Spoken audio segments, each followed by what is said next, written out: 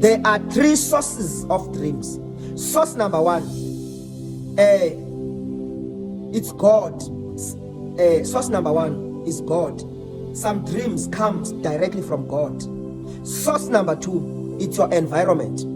Do you know that your environment can affect what you dream, can affect the orientation of your dream dimension? You can be affected by your ecosystem, your environment, your community.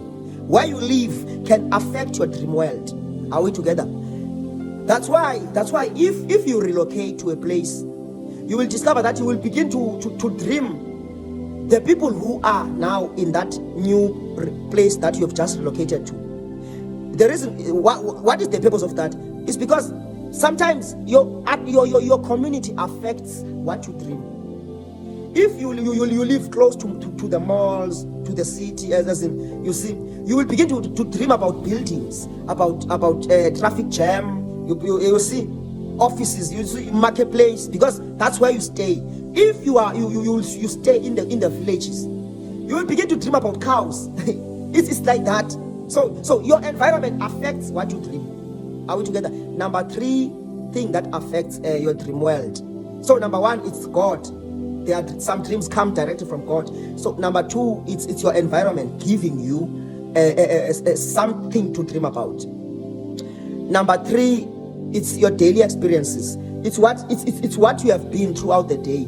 It's what you have experienced throughout the day. That's why you can watch maybe a horror movie. At night you will dream about.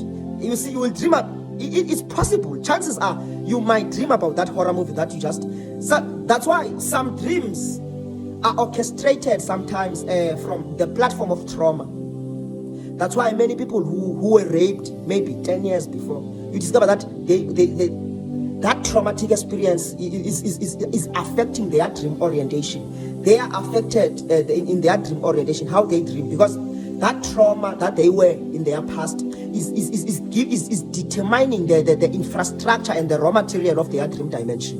So the sources of dreams, it's God, it's your environment. That's why I said, if you are a villager, you will dream about cows, you will dream about rondavels, you will dream about sheep, you will dream about goats, you will dream about fields, gardens, you see, vineyards, because that is the ecosystem of the village. It affects your dream world. If you are in the city, you will begin to dream about skyscrapers, Lamborghinis, you see, the marketplace, the malls, you see, so on and so on. Number three, consequence of dream, it's your past experiences. It can be a daily experience, what you have been through. Some people who maybe let's say you had a traumatic experience through an accident. You just somehow your car collided with let's say a certain truck. You see, so that collision, I'm telling you, that's a traumatic experience. It will appear in your dreams because it's a traumatic experience in your past that has traumatized your soul. So sometimes your soul, the traumas of your soul can affect your dream psychology. The philosophy of your dream dimension can be affected by the traumatic experience that you have been through. That's why I said, if you were raped in the past before, it's high chances are you might always dream about those experiences, and you might wake up sweating, thinking that you are. You see, I'm telling you the truth. Sometimes disappointments. You see, sometimes pain can affect your dream dimension. I am telling you, these are realities that we put least emphasis on, but they play a major role in terms of orientating the trajectory of your dream philosophy. That's why you need to culture your environment, because your environment will surely give you a dream. Number two, you need to culture the state of your soul, your emotional experiences. Which predominant emotion? It can be a traumatic emotion, that is, it can be pain. Obviously, that emotion will determine the trajectory of your dream philosophy.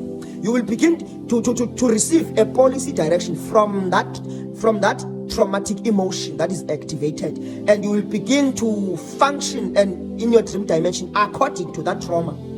And you might think that is God, not knowing that it's your soul giving you dreams, because your soul was once collided with a traumatic experience. So trauma, in fact, your emotion, let's say your emotions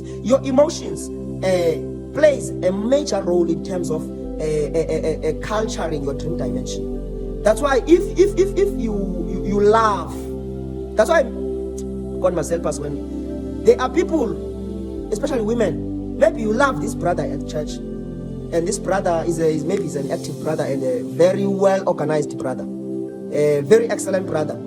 So if that brother can come to you and promise you marriage, I'm telling you, at night, same day, you will begin to dream. It's high chances are you might dream that brother. You might dream marriage immediately. Yet that brother is promising you maybe two years to come that he wants to marry you. But you will begin to dream, not just to think, but to dream about that brother, as if your marriage is tomorrow. So it means that brother, as he's coming to confess to you, he's activating the emotion called love. So your emotion can culture your dreams. So what activates your emotions? It's your past, it's your daily experience, your weekly experience, your yearly experience, the experience of a decade. What you have experienced in your decade. Are we together? Or you see, so on and so on. So I'm trying to be as quick as I can. Now listen to this one.